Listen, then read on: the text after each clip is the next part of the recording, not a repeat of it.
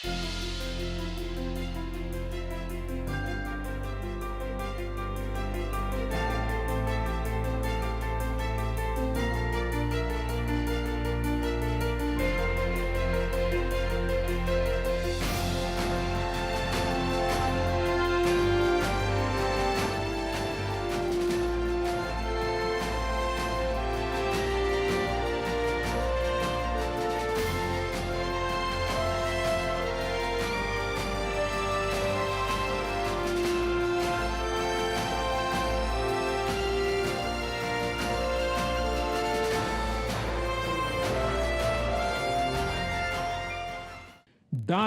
साल पहले भारत की भूमि ने यह संदेश पूरे विश्व को दिया था। आइए इस संदेश को याद कर इस G20 समिट का हम आरंभ करें। 21वीं सदी का यह समय पूरी दुनिया को नई दिशा दिखाने वाला और नई दिशा देने वाला एक महत्वपूर्ण समय है। ये वो समय है जब बरसों पुरानी चुनौतियां हमसे नए समाधान मांग रही हैं और इसलिए हमें ह्यूमन सेंट्रिक अप्रोच के साथ अपने हर दायित्व को निभाते हुए ही आगे बढ़ना है। G20 के सदस्य देशों के प्रतिनिधियों को दरअसल भारत ने डिजिटल इंडिया के जरिए ये समझाने की, ये बताने की कोशिश की है कि कैसे डिजिटल टेक्नोलॉजी के जरिए आम आदमी के जीवन में एक बड़ा बदलाव लाया जा सकता है। G20 के शिखर सम्मेलन में डिजिटल इंडिया की जो यात्रा रही है वो कैसी रही और जो मेहमान आए उन्होंने किस तरह से उसको पसंद किया, डिजिटल इंडिया टेक्नोलॉजी को, क्या रंग हैं इसमें, कितने रंग हैं, खुद इस पर बात करने के लिए हमारे साथ इस समय डिजिटल इंडिया के CEO अभिषेक सिंह जी मौजूद हैं। अभिषेक जी, आपका स्वागत है सनसद टीवी पर। और मैं आपसे जानना चाहूँगा, शिखर सम्मेलन G20 जहाँ पर आर्थिक मुद्दों को लेकर चिंतन होता है, मंथन होता है, और ऐसे में भारत की डिजिटल इंडिया की जो यात्रा है उसमें कितने रंग और इन रंगों को कैसे पसंद किया विदेशी मेहमानों ने? देखिए, जैसे आप जानते हैं पिछले 10 वर्षों में प्रधानमंत्री जी के मार्गदर्शन में हम लोगों ने डिजिटल ट्रांसफॉर्मेशन के जो प्रोजेक्ट्स इम्प्लीमेंट किए हैं, जैसे आधार किया है, UPI डिजिटल पेमेंट्स किया है, डिजी लॉकर किया है, ई-संजीवनी, दीक्षा, भाषिनी, तो ये सारे प्रोजेक्ट भारत को एक ऐसी पोजीशन दे दी है जिसमें पूरा विश्व भारत की तरफ ये देखता है कि आपने ये कैसे कर दिया, हम इससे कुछ सीख सकते हैं। तो ये एक मुद्दा G20 की बैठकों में बड़ा इंपॉर्टेंट रूप से डिस्कस हुआ और डिजिटल पब्लिक इंफ्रास्ट्रक्चर इसको बोला गया, जिसको हम इंडिया स्टैक के नाम से और अपने प्रोजेक्ट के नाम जानते हैं, इसको डिजिटल पब्लिक इंफ्रास्ट्रक्चर। और पूरे दुनिया के देशों ने हमसे ये पूछा कि क्या आप इसको एक global DPI repository, global digital public infrastructure repository बनाने में मदद करेंगे, और करेंगे तो इसको बना करके पूरे विश्व को देंगे, जिससे कि कोई और देश अगर ऐसी टेक्नोलॉजीज़ को अडॉप्ट करना चाहता हो, अपने यहाँ UPI टाइप का सिस्टम बनाना चाहता हो, या डिजी लॉकर या टेलीमेडिसिन, ई-संजीवनी, या बच्चों के पढ़ाने के लिए दीक्षा चाहता हो, तो हम मदद करेंगे या नहीं। तो हमारे प्रधानमंत्री जी ने शुरुआत से कहा है कि भारत की जो डिजिटल क्रांति है इसको हम पूरे विश्व को उपलब्ध कराएंगे। तो उसी क्रम में जब पूरा विश्व भारत आ रहा था G20 के शिखर सम्मेलन के लिए, तो हमने सोचा क्यों ना हम एक ऐसा एग्जीबिशन लगाएं जिसमें ये सारे जो डेलीगेट्स आ रहे हैं, जो दुनिया भर के पत्रकार आ रहे हैं, दुनिया भर के जो रिप्रेजेंटेटिव्स आ रहे हैं, उनको एक इमर्सिव एक्सपीरियंस दिया जाए कि वो आके स्वयं देख लें कि हम कैसे QR कोड करके 1 रुपये का भी ट्रांसफ़र कर पाते हैं, कैसे हम विभिन्न भाषाओं में बात कर पाते हैं। और भाषिनी प्रोजेक्ट में तो न सिर्फ भारतीय भाषाएं जो हम करते हैं, बल्कि इस बार G20 की सारी भाषाओं को सम्मिलित कर लिया गया। तो जापानी लोग हिंदी में बात कर पाए, मतलब हिंदी भाषी लोगों से संवाद कर पाए, अपने प्रश्नों का उत्तर समझ पाए। और हमने एक ये डिजिटल एक्सपीरियंस जर्नी का एक बड़ा अनूठा प्रयोग किया, जिसमें जैसे मिशन लाइफ प्रधानमंत्री जी कहते हैं कि आप कैसे आप हेल्दी क्लाइमेट फ्रेंडली प्रैक्टिसेस करिए, बिहेवियरल चेंज लाइए, तो वैसे आप साइकिल चलाते हुए डिजिटल इंडिया की पूरी जर्नी देख सकते हैं। और हर मुकाम पे आपको बताया जाता है कि ये आधार क्या है, GSTN क्या है, कॉमन सर्विस सेंटर्स क्या है, MyGov क्या है, तो सभी प्रोजेक्ट्स के बारे में जानकारी लोगों को बड़े सरल तरीके से मिल जाती है। अभिषेक जी, आपने कहा जो शिखर सम्मेलन G20 का दिल्ली में हुआ, इसमें खासतौर से डिजिटल इंडिया के जो अलग अलग आयाम हैं, जो उपलब्धियाँ हैं, उन पर खासतौर पर चर्चा हुई। मैं आपसे जानना चाहता हूँ कि कुछ ऐसे देश जिन्होंने खास करके रुचि दिखाई हो, डिजिटल इंडिया को लेकर जानने की कोशिश की हो, समझने की कोशिश की हो। ये बहुत सारे देश हैं। डिजिटल G20 की जो मीटिंग्स का क्रम हुआ है, इसी दौरान 6 देशों ने आर्मीनिया है, सूरीनाम है, सीरिया लियोन है, एंटीगुआ बारबाडोस है, ट्रिनिडाद टोबैगो है, पापुआ न्यू गिनी है। इन सब देशों ने हमारे साथ एमओयू करार पे हस्ताक्षर किए हैं और हमसे ये जानना चाहते हैं कि कैसे उनके देश में भी इस तरह की प्रोजेक्ट्स को इम्प्लीमेंट किया जा सकता है।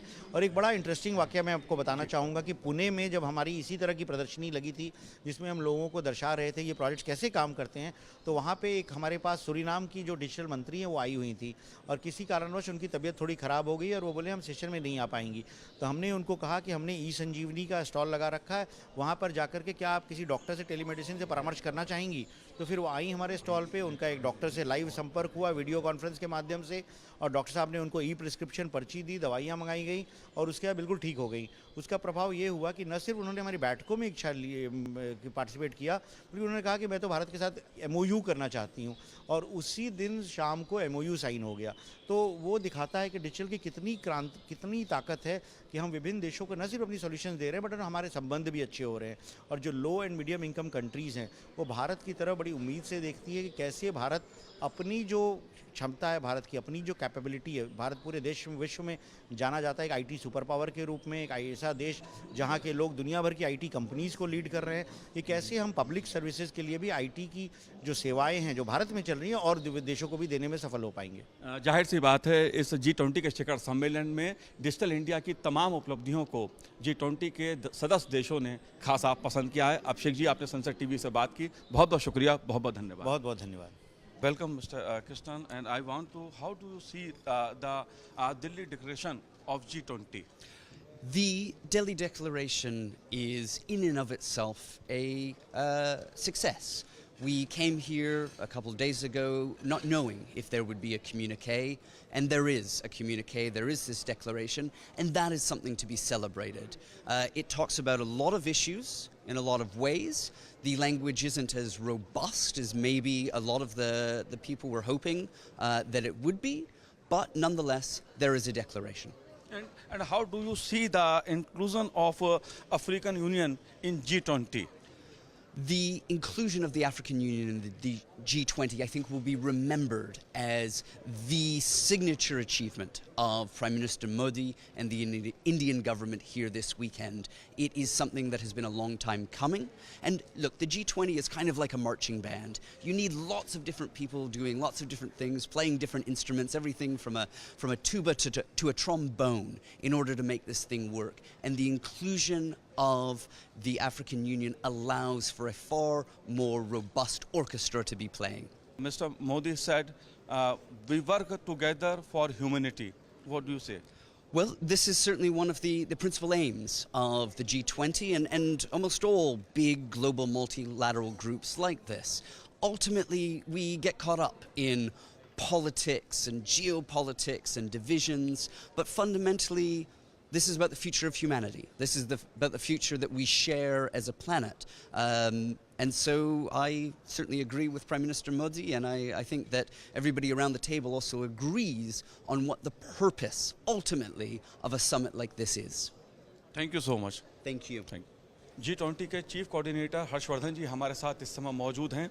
हर्षवर्धन जी, अगर G20 की सफलता की बात की जाए, दिल्ली डिक्लेरेशन को लेकर काफ़ी चर्चा हो रही है और भारत ने एक सहमति के साथ सारे देशों को तय करके, क्या संदेश है, क्या मायने हैं इस G20 जो दिल्ली में हुई?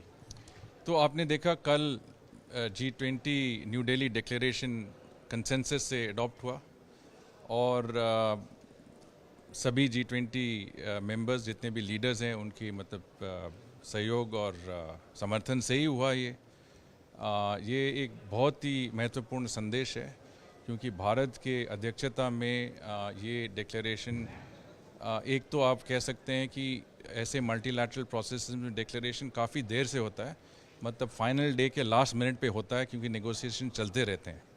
सेकंड, आज के विवाद के समय पर ऐसे डिक्लेरेशन अटेन करना मतलब बहुत ही मुश्किल है। पर पहला दिन में आपने देखा कि प्रधानमंत्री साहब ने अनाउंस कर दिया था कि आपस में हमारे G20 के मेंबर्स सदस्यों के आपस में सहमति हो गई है और एक न्यू दिल्ली डिक्लेरेशन का अडॉप्शन भी हो गया। तो ये सभी के लिए काफ़ी मतलब एक सरप्राइज़ का फैक्टर था कि ऐसा महत्वपूर्ण डिक्लेरेशन जिसमें इतने सारे इनिशिएटिव्स हैं, इतने सारे ग्लोबल चैलेंजेस के जो चुनौतियां हैं ग्लोबल लेवल पे, इनके मतलब सॉल्यूशंस भी हैं इसमें। तो पहला दिन में मतलब सबका समर्थन लेके ऐसा डिक्लेरेशन अचीव करना काफ़ी मतलब आप कह सकते हैं एक बहुत ही बड़ा अंतर्राष्ट्रीय लेवल पे अचीवमेंट है। जी, अफ्रीकन यूनियन का मुद्दा एक बहुत बड़ा हुआ जो भारत की पहल पर सहमति बनी, G20 में शामिल किया गया। इस पहल को आप कैसे देखते हैं और भारत की भूमिका इस संदर्भ में कैसे देख रहे हैं आप? तो हम तो कह रहे हैं कि हमारे जो रिश्ते हैं अफ्रीका के साथ वो तो सैकड़ों साल पुराने हैं, और हाल में इंडिया अफ्रीका फोरम समिट हुई थी 2015 में, और आज के जो रिश्ते हैं अफ्रीका से वो हमारे मतलब क्लोज फ्रेंडशिप और कोऑपरेशन के एक सिंबल है। और हमारा पोजीशन यही रहा कि आज के जो इंटरनेशनल गवर्नेंस इंस्टीट्यूशंस हैं जैसे यूएन है,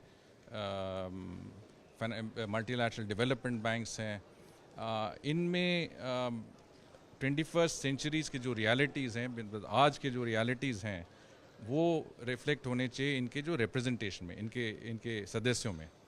तो जब हमने अफ्रीकन यूनियन को प्रपोज किया कि अफ्रीकन यूनियन एक G20 के परमानेंट सदस्य बनना चाहिए, तो हमारा पोजीशन यही पोजीशन का मतलब कंटिन्यूएशन है। और हम आज कह सकते हैं कि हमारा जो कमिटमेंट था कि डेवलपिंग कंट्रीज़ ग्लोबल साउथ का रिप्रेजेंटेशन बढ़ाया जाए इंटरनेशनल अंतर्राष्ट्रीय संगठनों में, और अफ्रीकन यूनियन को आज G20 के परमानेंट सदस्य बनाया गया है भारत की अध्यक्षता में।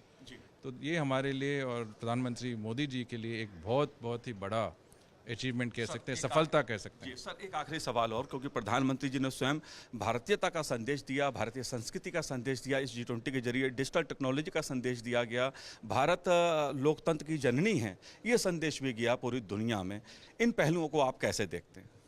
शुरू से ही ये प्रधानमंत्री जी का मार्गदर्शन था कि भारत का विभिन्नता और सांस्कृतिक विभिन्नता और विरासत, हमारे जो टूरिज़्म पोटेंशियल है वो दुनिया को दिखाया जाए G20 के माध्यम के थ्रू। और 220 मीटिंग जो हमने किए हैं हमारे देश के 60 शहरों में, इसमें 330 कल्चरल इवेंट्स हुए हैं, 18,000 हमारे कलाकार इसमें डायरेक्ट पार्टिसिपेशन किया है इन्होंने। और आज अगर आप देखें तो टेक्नोलॉजी का शोकेस इस समिट में एक इतनी अच्छी तरह प्रदर्शन हुई है। आप RBI के इनोवेशन हब देखें तो central bank digital currency, frictionless credit, आप डिजिटल इंडिया के एक्सपीरियंस जोन पे जाएं तो आप इंडिया स्टैक जितने भी जनधन, आधार, UPI, ई-संजीवनी, सभी हमारे डिजिटल पब्लिक इंफ्रास्ट्रक्चर का प्रदर्शन है। हमारे मोबाइल वॉलेट का भी एक प्रदर्शन है, अंतर्राष्ट्रीय मीडिया को दिखाया गया है। तो हाई टेक्नोलॉजी, कल्चर, ये हमारे शोकेस जो हैं भारत के, वो अच्छी तरह मतलब ये इस बहुत ही प्रभावी ग्रुप में प्रदर्शन किया हमने, ग्लोबल लेवल पर प्रदर्शन किया। हर्षवर्धन जी, बहुत बहुत शुक्रिया हमसे बात करने के लिए। हाल के कुछ वर्षों में भारत ने जिस तरह से फाइनेंशियल सेक्टर में इनोवेशन किए हैं उसे पूरी दुनिया ने पसंद किया है, और इसकी झलक G20 शिखर सम्मेलन में भी देखने को मिली। भारतीय रिजर्व बैंक की जो पवेलियन है इसमें खास तौर से जो हमारे डेलीगेट्स थे G20 देशों के, उन्होंने खास तौर पे रुचि दिखाई। अलग अलग जो इनोवेशन हुए हैं भारतीय रिजर्व बैंक ने उसकी पहल की है, किस तरह से डिजिटल करेंसी की ओर देश बढ़ा है और कितनी तरक्की उन्नति की है, इसको भी समझने जानने की कोशिश जो G20 देशों के सदस्य देश थे उनके प्रतिनिधियों ने की। जैसा कि आप जानते हैं कि रिजर्व बैंक फाइनेंशियल सेक्टर में कई इनोवेशंस कर रहा है। हाल फिलहाल में भी बहुत सारी चीज़ें इस तरीके की गई हैं, जैसे आप सेंट्रल बैंक डिजिटल करेंसी, जो इसे डिजिटल रुपी के माध्यम से जाना जाता है, जो आपकी फिजिकल करेंसी, फिजिकल कैश है, एक डिजिटल तरीके से जो आपके मोबाइल वॉलेट में उपलब्ध रहेगा वो। तो ऐसे बहुत ही कम देश हैं जिन्होंने इस पर अभी तक पायलट लॉन्च किया है। तो भारत उन चंद देशों में से एक देश है जिसने इस पर पायलट लॉन्च किया है। साथ ही साथ UPI पेमेंट, जो कि फास्ट पेमेंट सिस्टम है भारत का, जिसमें इंस्टेंट पैसा एक से दूसरे को पहुंच जाता है। तो विदेशियों के लिए कि वो भी UPI भारत में आकर के इस्तेमाल कर सकते हैं। हमने वो सुविधा भी प्रदान की है, तो वो भी काफ़ी पसंद की जा रही है। कई देशों में फास्ट पेमेंट सिस्टम्स नहीं हैं, तो वो चीज़ है। एक हमारे यहाँ पर फ्रिक्शनलेस क्रेडिट प्लेटफॉर्म हाल ही फिलहाल में गवर्नर ने अनाउंस किया था कि एक public take platform for frictionless credit, जिससे क्या होता है कि बैंक फार्मर्स को या डेयरी सर्विस प्रोवाइडर्स को, in fact MSME loans, home loans तक के लोन्स किस तरीके से डेटा यूज़ करके दे सकते हैं। अब उसका इंटीग्रेशन करने के लिए बैंकों को एक सीमलेस प्लेटफॉर्म दिया गया है कि एक प्लेटफॉर्म से इंटीग्रेट करिए और दूसरे डेटा सर्विस प्रोवाइडर्स से इंटीग्रेट करते हैं। तो इस तरीके की टेक्नोलॉजी, इस तरीके के इनोवेशंस जो हम दर्शा रहे हैं, ये दूसरे देशों के लिए एक मिसाल साबित हो सकते हैं। वो भी इससे कुछ मतलब आगे आने वाले टाइम में अपने देशों में भी इस पे काम करने में आगे सहायता कर सकते हैं। यहाँ पर हमारे पास कई देशों से लोग आए, ब्राज़ील से, मैक्सिको से, यूएई से लोग आए। यूएई से काफ़ी सीबीडीसी के ऊपर रुचि दिखाई गई। तो इस तरीके से कई देशों ने रुचि दिखाई है।